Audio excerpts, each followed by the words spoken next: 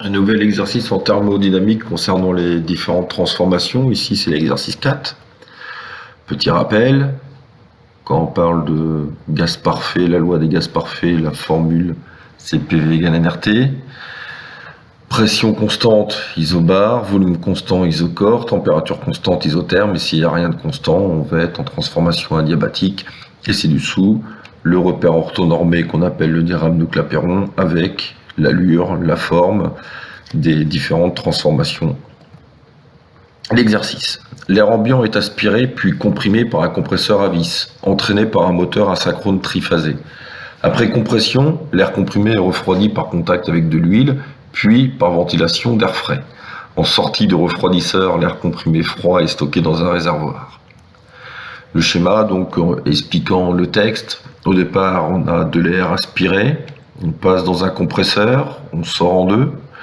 Du 2, on va vers un refroidisseur, on sort au point 3. Et du point 3, on va stocker notre air comprimé. Avec les différentes informations, indications ci-dessous concernant les états. 1, 2 et 3. L'état 1 bar, bah oui, puisque c'est la pression atmosphérique qui va être aspirée ici, sous une température de 20 degrés Celsius.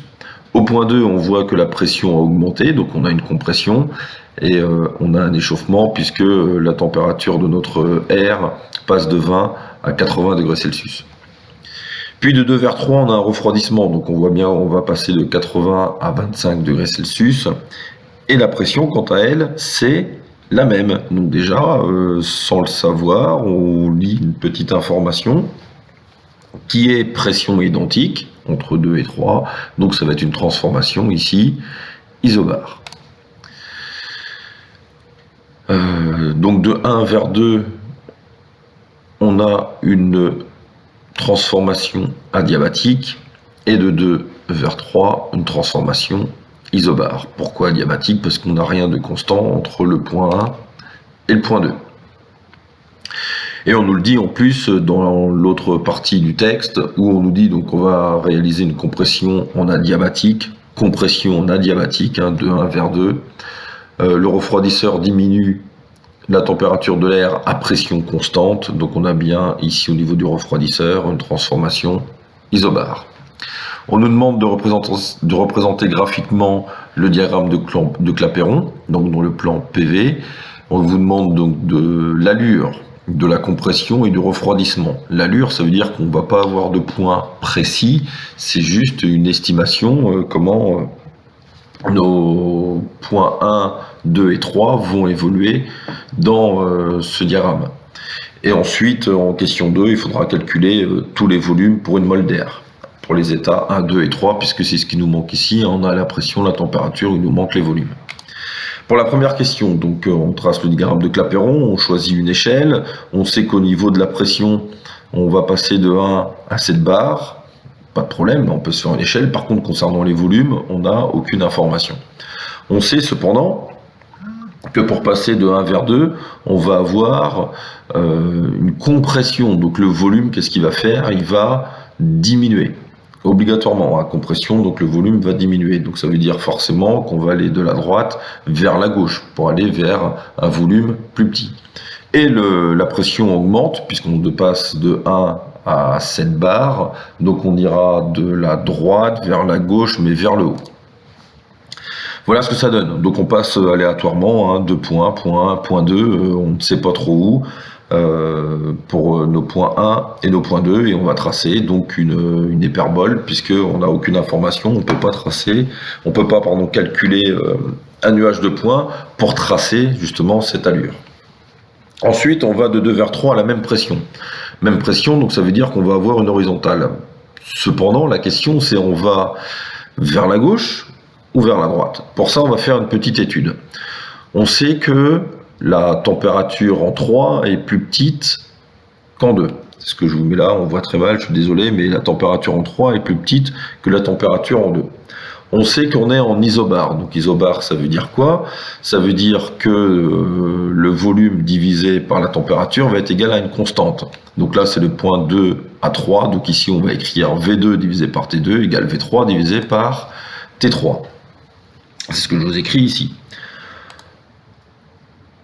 Le T3, je le passe de l'autre côté de l'égalité, donc ça fait V2 fois T3, et le T2, je le passe de l'autre côté de l'égalité, donc ça fait V3 fois V2. Et maintenant, je repère mes températures, je sais que T3 est plus petit que T2.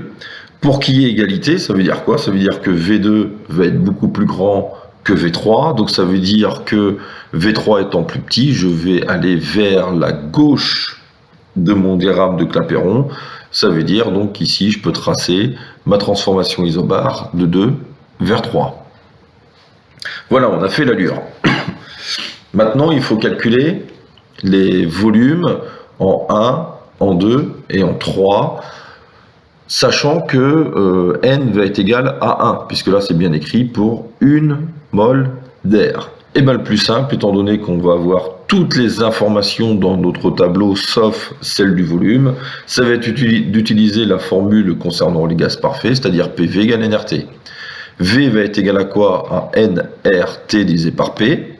Je vais calculer pour 1, pour le point 2, pour le point 3, donc ça fait V1 égale nRT1 sur P1, pour le point 2 ça fait V2 nRT2 sur P2, et pour le point 3, nRT3 sur P3. Je fais l'application numérique en faisant attention aux unités du système international.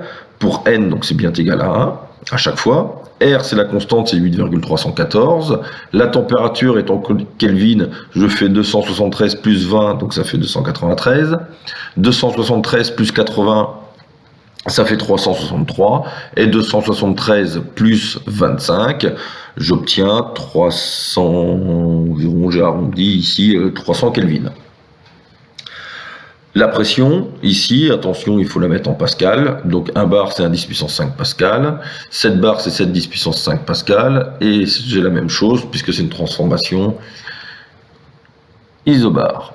Je calcule. Mes résultats, je vais faire en sorte de les mettre en 10-3 pour avoir une lecture beaucoup plus facile et surtout pouvoir transformer très rapidement en litres. Voilà, j'ai fini l'exercice.